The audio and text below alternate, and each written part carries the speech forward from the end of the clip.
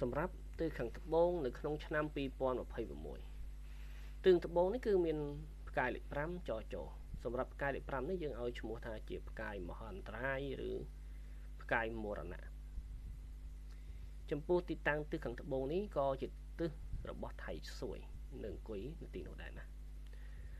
សម្រាប់ទិសខាងត្បូងក្នុងឆ្នាំថ្មីនេះគឺមានសញ្ញានៃការគ្រោះថ្នាក់ខ្លាំងមែនទែន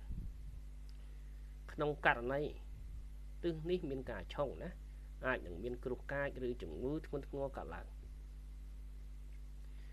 នៅក្នុងឆ្នាំ2026នេះយល់ល្អយើង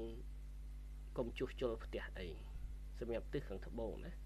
ព្រោះបើសិនជាផ្ទះបែរទៅទិសត្បូងក៏ទុយផ្ទះទិសជើងហើយសិតតែឆុងណា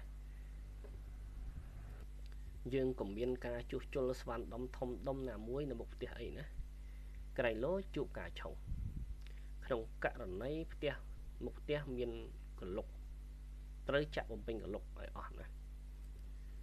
ហើយត្រូវប្រយ័ត្នចំពោះដើមរុក្ខជាតិឬដើមវល្លិតូចតូចណាដែលជាវល្លិងាយដុះលឿនជាពិសេសវល្លិឬដើមរុក្ខជាតិ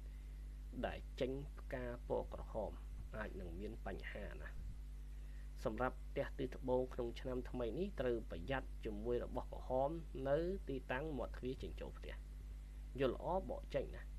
ក្នុងករណីយើងបិទទុយលៀងពីឆ្នាំចាស់ក្នុងឆ្នាំថ្មីនេះយើងបកចេញទៅណាទុយលៀងពណ៌ក្រហមនេះសម្រាប់មាត់ទ្វារចេញចូលផ្ទះក៏មិនគួរប្រើក្រណាត់ជូតជើងពណ៌ក្រហមដែរសម្រាប់អ្នកមានផ្ទះទិសត្បូងក្នុងឆ្នាំ2026ត្រូវមានការប្រុងប្រយ័ត្នឲ្យខ្ពស់ចំពោះការយករបស់ក្រហមចូលផ្ទះណាដែលមិនដឹងពីប្រភពក្រែងលោជួបគ្រោះកាចដើម្បីការពារឬដើម្បីបន្ថយឥទ្ធិពលផ្កាយលេខ5នៅពីមុខទ្វារយើងអាចប្រើប្រាស់ជាកសនាមេឃណាចងនៅមាត់ទ្វារចេញចូល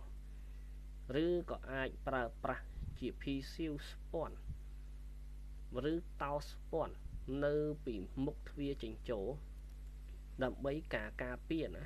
និងបណ្ដេញសំណាងអាក្រក់ចេញពេញមួយឆ្នាំអញ្ចឹងសម្រាប់ផ្ទះដែលមានមុខបែរទៅត្បូងណាត្រូវមានការប្រុងប្រយ័ត្នឲ្យខ្លាំងណាក្រៃលោជួបរឿងឆុងកើតឡើងហើយជាពិសេសមើលផងចំពោះដើមរុក្ខជាតិតូចៗដែលនៅមាត់ទ្វារដែលមានផ្កាពណ៌ក្រហមណាយើងអាចដកចេញបានដកចេញសិនទៅណាចាំប្រើនៅឆ្នាំក្រោយទៅ